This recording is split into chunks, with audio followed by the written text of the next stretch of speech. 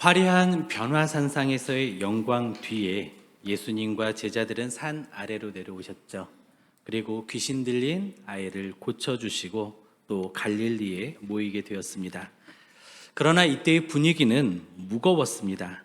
비판자들의 적대감은 커졌고 또 예수님께서는 이때로부터 제자들에게 자신의 떠난 후의 삶을 준비시키기 시작하셨습니다. 공생의 끝자락을 향해 나아가시던 예수님은 이제 대중적인 사역보다는 제자들을 교육하는 데 집중하셨습니다. 이때는 예수님의 공생의 기간이 약 6개월가량 남아있는 그런 시점이었습니다. 주님께서는 제자들과 함께하는 내부의 시간에 집중하셨습니다.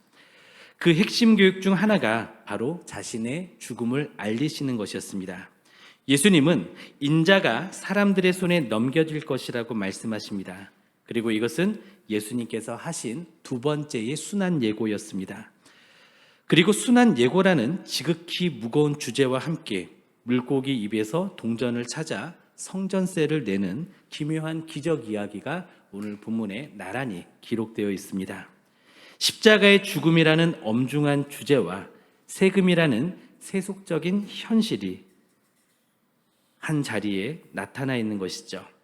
우리는 이 사실을 같이 보면서 머리로는 약간의 인지 부조화가 일어나기도 합니다. 그리고 물고기 입에서 세금을 찾아오라는 예수님의 지시를 보면서 예수님이 조금은 독특하게 때로는 괴짜같이 느껴지기도 합니다. 전혀 어울리지 않아 보이는 이 이야기들, 즉 십자가의 죽음과 세금, 그리고 노동의 대가로 얻는 품삯이 아니라 물고기 입에서 나온 동전을 우리는 어떤 시각으로 바라보아야 할까요? 오늘 본문은 우리에게 어떤 메시지를 주고 있는 것일까요? 이것은 우리에게 두 개의 세상을 살아가는 원리를 가르쳐주고 있는 것입니다. 오늘 본문을 통해서 우리에게 주시는 하나님의 음성을 듣기를 원합니다. 첫째로, 두 세상을 살아내려면 듣고 싶은 것도 듣기 싫은 것도 모두 들어야 합니다. 오늘 본문은 영적 긴장감이 높은 지점입니다. 예수님은 변화산에서 영광스러운 광채를 보이셨고 그 후에 산 아래로 내려오셨죠. 산 아래의 현실은 어떻습니까? 영광이 아니라 참혹한, 그리고 너무나 건조하고 메마른 현실이 기다리고 있었습니다. 산 위와 고난의 산 아래가 충돌하고 있는 모습이죠. 이때 예수님께서는 충격적인 발언을 하십니다. 우리 22절, 23절 말씀을 함께 읽겠습니다. 갈릴리에 모일 때에 예수께서 제자들에게 이르시되 인자가 장차 사람들의 손에 넘겨져 죽임을 당하고 제3일에 살아나리라 하시니 제자들이 매우 근심하더라. 아멘. 예수님은 두 번째 순환 예고를 하십니다. 이때 주님이 사용하신 넘겨지다라고 하는 단어는요, 단순히 한 장소에서 다른 장소로 옮겨지는 것을 뜻하지 않습니다. 원문상의 의미는 배신을 뜻합니다. 특히 아주 가까운 내부자에 의해서 배신을 당한다라는 의미를 담고 있습니다. 신학자들은 이 단어가 유다의 배신뿐만 아니라 인류의 죄를 위해서 하나님에 의해 넘겨지시는 성자 예수님의 주권적인 고난을 의미한다고 이야기합니다. 그렇습니다. 예수님이 겪으실 고난이 외부의 강압 때문이 아니라 가까운 이들의 배신으로 이어지지만 이것은 하나님의 구속 경륜 속에서 일어나는 필연적인 과정이었고 주님께서 자초하신, 주님께서 주도하신 대속의 은혜인 것입니다. 찰스 스윈돌 목사님은 예수님께서 순환 예고를 하실 때, 이 반복적인 예고를 하실 때 이것을 씨앗을 심는 행위라고 설명을 합니다. 지금 제자들은 예수님의 이 순환 예고에 대해서, 고난 예고에 대해서 당장은 이해하지 못하고 있습니다. 그리고 슬퍼하고 있습니다. 그러나 나중에 실제로 이 일이 일어났을 때 제자들은 이렇게 생각할 겁니다. 아, 그때 그 말씀이 이 뜻이었구나. 그러면서 이것을 깨닫고 그들이 당면할 절망과 또한 고통을 이겨낼 수 있도록 주님은 지금 그들의 마음에 예방주사를 놓고 계시는 것이죠. 그런데 이 말씀을 들은 제자들은 당시에 어떤 반응을 보였을까요? 그들은 매우 근심했습니다. 정신이 아득해졌습니다. 예수님은 분명히 죽음 이후에 제3일에 다시 살아날 것이라는 부활에 대한 예고도 하셨는데요. 이 약속도 주셨지만 제자들의 귀에는 오직 죽임당함과 배신이라는 단어만 꽂혔습니다. 그들은 죽음이라는 말에 압도되어 부활의 약속을 듣지 못하는 그러한 안타까운 현실에 처하게 됩니다. 그들은 여전히 예수님을 통해서 로마 제국을 뒤엎고 영광을 누릴 정치적인 메시아 왕국을 꿈을 꿨습니다. 그렇기 때문에 그들 앞에 그들 귀에 들리는 현재의 죽음이라는 소식은 그들의 모든 세계관과 기대를 송두리째 무너뜨리는 충격이 되었던 것이죠. 주님은 부활의 소망도 말씀하셨지만 제자들은 오직 죽음이라는 단어에 갇혀버렸습니다. 그들의 귀는 듣고 싶은 것만 듣는 그러한 편협된 귀였습니다. 그들의 귀에 듣고 싶은 것이 들리지 않자 당장 마음에 근심이 생기고 귀는 닫혀버린 것이죠. 그래서 주님께서 죽음 후의 부활의 소망을 말씀하셨지만 그들은 이것을 듣지 못했습니다. 우리는 어떻습니까? 우리도 듣고 싶은 것만 듣고 있지는 않습니까? 우리는 신앙생활을 하면서도 번영과 축복과 형통과 또한 이 땅에서 잘 되는 것, 또한 무탈한 것, 이런 것만 듣고 싶어 합니다. 또 위로만 듣고 싶어 합니다.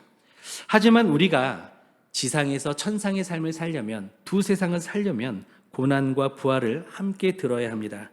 고난의 소식을 들을 때 부활의 소망이 더욱 선명해지기 때문이죠. 복음은 어떻습니까? 복음조차도 우리 안에 이러한 두 양면을 다 보여주고 있습니다. 복음은 우리를 낮추는 동시에 우리를 가장 높이는 능력이기 때문입니다.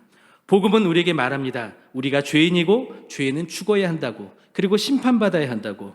그러나 그리스도께서 대신 죽으셨고 죽음을 이기고 부활하셨으며 그분을 믿으면 우리의 죄가 사해지고 영원한 천국에 이를 것이라고 말씀합니다. 이것이 복음이죠. 하나님의 섭리 안에서 우리는 이 모든 소리를 들어야 합니다. 지난달에 3부 예배 때 청년들 그리고 우리 중고등부 학생들한테 설교했던 내용인데요. 사랑은 세 가지가 있다라고 말씀을 드렸었습니다.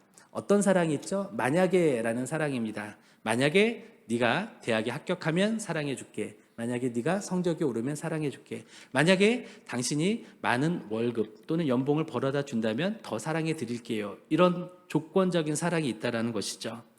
또 한 가지 사랑은 때문에의 사랑입니다.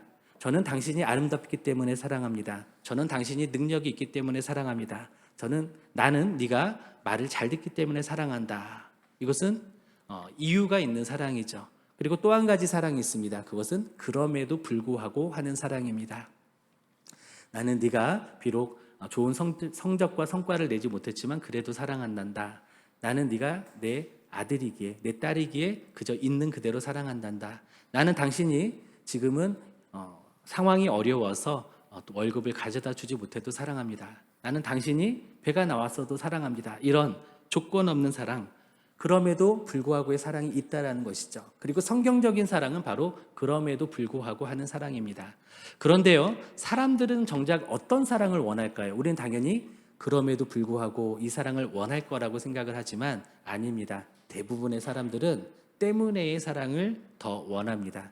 왜냐하면 때문에라는 것은 내가 인정받는다라는 뜻이 포함되어 있기 때문이죠. 저는 당신이 능력이 있어서 사랑합니다.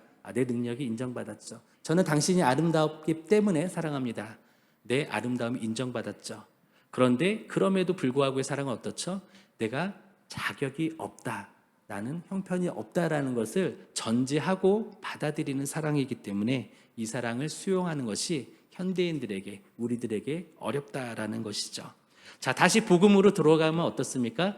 복음은 우리는 죄인이라는 것을 전제하고 말씀하십니다. 우리는 심판받아 마땅할 죄인이라는 것을 전제하고 복음은 말씀하십니다. 그렇기 때문에 그럼에도 불구하고 우리를 주님께서 살리시기 위하여 대속의 십자가를 지셨고 우리를 살리시기 위하여 믿음을 요구하시는 것, 예수 그리스도가 구원의 주가 되시는 것, 이것이 바로 복음이지 않습니까?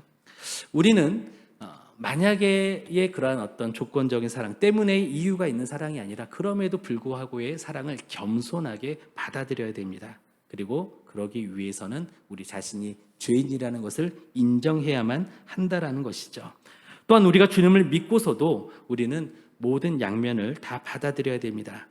우리가 고난의 소식을 들을 때 이것은 우리를 힘들게 하지만 우리의 가짜 소망이 깎여나가는 그러한 순기능을 합니다. 우리는 이 땅에서 복, 행복, 부활, 천국, 형통 이것만을 생각하고 싶어 합니다. 그러나 우리는 반대로 죄, 저주, 심판, 지옥도 우리는 생각해야만 합니다. 어렵다 할지라도 그것을 생각해야만 합니다. 우리는 형통을 바라지만 역경도 받아들여야 합니다. 소망을 꿈꾸지만 절망의 터널도 지나가야 합니다.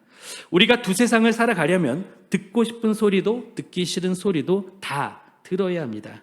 지상에서 천상의 삶을 살려면 우리 육구와 반대되는 소리에 우리는 경청해야만 합니다. 둘째로 두 세상을 살아내려면 사랑하기 때문에 기꺼이 내 권리를 포기해야 합니다. 분위기가 채 가라앉기도 전에 일행이 가버나움에 이르렀을 때 성전세 징수원들이 베드로에게 다가옵니다. 그들은 교묘하게 묻습니다. 너희 선생은 반세계를 내지 아니하느냐? 우리 24절부터 27절까지 말씀을 함께 읽겠습니다. 가버나움에 이르니 반세계를 받는 자들이 베드로에게 나와 이르되 너희 선생은 반세계를 내지 아니하느냐? 이르되 내신다 하고 집에 들어가니 예수께서 먼저 이르시되 시몬아 내 생각은 어떠하냐? 세상 임금들이 누구에게 관세와 국세를 받느냐? 자기 아들에게냐 타인에게냐? 베드로가 이르되 타인에게니이다. 예수께서 이르시되 그렇다면 아들들은 세를 면하리라.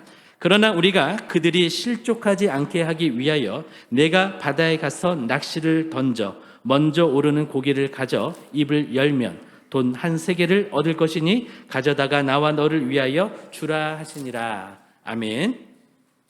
성전세는 예루살렘의 성전의 유지와 보수를 위해서 만 20세 이상의 유대인 남성이 관습적으로 내던 돈이었습니다.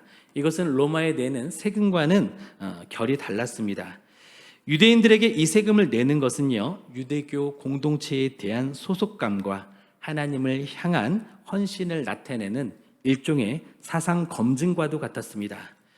당시의 종교 지도자들은 예수님이 성전 제도 자체를 비판하는 것을 보고 그분이 유대 공동체의 관습을 지키는지 확인을 해서 비난의 빌미를 찾고자 베드로에게 다가와 이와 같은 질문을 던졌던 것입니다. 그런데 베드로는 역시 성급하게 예수님께 묻지도 않고 내신다라고 대답을 해버립니다.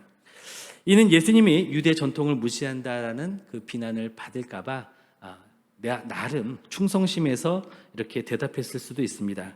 그런데 본질적으로는요, 예수님이 누구신지에 대한 이해가 부족했다라는 그 사실을 드러내는 것이죠. 베드로는 예수님을 율법 아래 있는 한 명의 랍비로 인지했던 것입니다. 집에 들어왔을 때 베드로에게 예수님은 질문을 던지십니다. 그렇게 질문을 통해서 그의 잘못된 생각을 교정하십니다. 세상 왕들이 있는데 관세와 국세를 누구에게 받지? 자기 아들에게 받니? 아니면 타인에게, 백성들에게 받느냐? 이렇게 물어봅니다. 베드로가 타인에게 니이다라고 대답을 합니다. 예수님은 또 말씀하십니다. 그렇다면 아들은 세를 면제하리라라고 결론을 지으십니다. 예수님은 하나님이시죠. 성전의 주인이시죠. 그렇기 때문에 성전을 위해서 예수님은 세금을 낼 의무가 없으십니다. 완전한 자유인이라는 것을 선포하시는 것이죠. 예수님은 이 말씀을 통해서 자신의 신적인 신분과 성전의 주인된 그러한 주님의 위치를 제자들에게 확인시켜 주십니다. 예수님은 율법 위에 계신 분이시고 모든 만물의 주권자이시다라는 것을 천명하신 것이죠. 그런데 이때에 반전의 가르침을 또 주십니다. 우리 27절 앞부분을 같이 읽어볼까요? 그러나 우리가 그들이 실족하지 않게 하기 위하여. 아멘. 예수님은 분명히 세금을 면제받을 권리가 있으셨습니다. 그런데 그 권리를 주장함으로 불필요한 오해와 또 분란을 일으키지 않게 하시기 위해서, 다른 사람을 실족하게 하지 않기 위해서 주님은 세금을 내시겠노라고 말씀하십니다. 주님은 자신의 정당한 권리보다 더 큰 목적, 즉 하나님의 은혜와 또 복음 전파와 또 영원 구원을 위해서 그 권리를 스스로 포기하셨던 것이죠. 만약 예수님이 세금을 거부했다면 사람들은 예수님이 하나님을 경외하지 않는다라고 오해했을 것입니다. 그래서 예수님이 전하시는 복음도 듣지 않았을 것입니다. 그리고 장차 십자가에서 완성될 그 사역에 불필요한 오해 때문에 장애물이 될 것이기 때문에 주님은 이것을 미연에 방지하시기 위해서 주님은 권리를 포기하시고 세를 내시기로 하신 것입니다. 이것은 한마디로 작은 싸움을 이기기 위해 큰 전쟁을 망치지 않으려는 지혜라고 정의할 수 있는 것이죠. 사도 바울은 나중에 이것을 자신의 사역에도 적용시킵니다. 고린도 교회에 가르친 가르침에서 연약한 형제를 위해서 자신의 권리를 포기하는 모습을 우리에게 보여주죠. 권리 포기, 이것은 그리스도인들의 강력한 전략이 됩니다. 우리는 모든 법으로부터 자유로운 존재입니다. 그러나 복음의 문을 위해서 우리는 순응을 선택합니다. 내가 왜 이래야 하나, 이렇게까지 해야 되나 싶을 때 주님을 기억하시기를 바랍니다. 주님은 온 우주의 주인이시지만 우리를 위해서 인간의 몸에 갇히셨고 인간의 법에 순응하셨습니다. 우리를 실족하게 하시지 않으려는 목적으로 그렇게 하셨던 것이죠. 주님은 권리보다 사랑을 먼저 생각하셨습니다. 우리도 그러해야 할 것입니다. 그것이 바로 하늘 시민의 품격인 것입니다. 나는 할 권리가 있지만 당신을 위해서 하지 않겠습니다. 이 말이 바로 우리의 말이 되어야 합니다.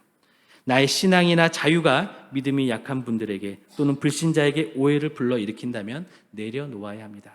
물론 하나님의 뜻을 역행하거나 하나님을 대적하는 일에 대해서는 우리는 순응할 수는 없죠. 예를 들면 성경적인 가치와 진리를 와해시키는 차별적 포괄금지법이라든가 또 교회 폐쇄법으로 이어질 수 있는 그러한 법의 제정과 또한 개정에 대해서는 우리는 물론 반대하고 또 반대의 의견을 나타내야 합니다. 그러나 본질적인 이유가 아니라면 우리는 순응하고 양보할 수 있어야 한다는 것입니다. 자유는 방종을 위한 것이 아니라 섬김을 위한 도구가 되어야 합니다. 우리는 누군가를 실족하게 하지 않으려는 그런 사랑의 선택을 해야 합니다. 주님은 권리보다 사랑을 우선하셨습니다. 더 큰 본질을 위해서 비본질적인 권리를 포기하셨다라는 것이죠. 성전세를 내신 예수님의 순종은 결국 자신을 배신하고 죽음으로 몰고 갈 그러한 거대한 체제에 대한 순종이기도 했습니다. 왕의 아들이 종의 길을 걸으셨듯 우리도 그 길을 따라가야 할 것입니다. 셋째로, 두 세상을 살아내려면 세상의 요구에 응하되 세상의 방식에 얽매이지 말아야 합니다. 예수님은 베드로에게 바다에 가서 낚시를 던져 먼저 오르는 물고기 입을 열라고 하십니다. 그 입에는 한 세겔이 들어있을 것이며 그것으로 예수님과 베드로의 몫을 내라고 하십니다. 한 세겔은 4드라크마입니다. 성인 남성 노동자의 4일치의 품삯에 해당되는 큰 돈이죠. 우리 27절을 함께 읽겠습니다. 그러나 우리가 그들이 실족하지 않게 하기 위하여 내가 바다에 가서 낚시를 던져 먼저 오르는 고기를 가져 입을 열면 돈 한 세겔을 얻을 것이니 가져다가 나와 너를 위하여 주라 하시니라. 아멘. 갈릴리 호수에는요 무시트라고 불리는 틸라피아 민물고기가 살고 있습니다. 참고로 우리도 아마 이 고기를 먹어보았을 것입니다. 우리가 뷔페에 가면은 도미회라고 나오는 것이 아마 많은 경우에 있어서 바로 이 틸라피아 회일 것입니다. 상인들은 이것을 역돔이라고 이렇게 이름을 지어가지고 유통을 시키고 있는데요. 사실 이거는 도미하고는 전혀 상관이 없습니다. 그리고 이 틸라피아라고 하는 이 물고기는 오늘날에 베드로 고기라는 별명으로 불리고 있습니다. 이 물고기는 입이 큰데요. 그 입 안에 새끼나 반짝이는 물건을 물고 다니는 습관이 있다고 합니다. 우리가 현대에도 낚시를 할 때 어떻죠? 그 물고기 모양의 반짝이는 그 루어를 사용해서 금속으로 된 루어를 사용해서 물고기를 잡기도 하는데요. 그것을 연상하시면 조금 이 상황이 이해가 되실 것 같습니다. 예수님께서는 전지전능하신 지식으로 그 수많은 물고기 중에서 정확히 한 세겔을 삼킨 물고기가 어디에 있고 언제 베드로의 낚싯대에 걸릴 것인지 알고 계셨습니다. 그런데 이 모습이 보여지는 바 시사하는 바는 무엇일까요? 예수님이 세금 낼 돈조차 없는 가난한 분이 아니라는 것을 우리에게 보여주죠. 주님은 온 우주의 자원을 마음껏 사용하실 수 있는 만유의 주제이심을 입증하시는 사건입니다. 또 흥미로운 점은 물고기 입에서 나온 것이 한 세겔이었다라는 것이죠. 아까 성전세가 한 사람의 몫이 반 세겔이었죠. 그렇다면 한 세겔은 두 사람의 몫입니다. 예수님과 베드로를 위한 성전세를 준비하게 하셨다라는 것입니다. 주님은 자신만을 위해서 기적을 행한 것이 아니라 실수하고 성급한 제자 베드로의 몫까지 함께 챙겨주셨던 것입니다. 이것은 우리의 필요를 정확하게 아시고 부족함 없이 채우시는 하나님의 세밀하신 공급하심을 상징하고 있습니다. 우리 성도님들 중에서도 이러한 세밀하신 주님의 응답, 공급하심 경험하셨죠? 이사 갈 때나 아니면 자녀들 학자금을 마련하는 문제 같은 것들, 큰 목돈이 필요할 때 또는 월세를 내야 될 때조차도 우리가 구체적으로 기도할 때 하나님은 세세하게 들어주십니다.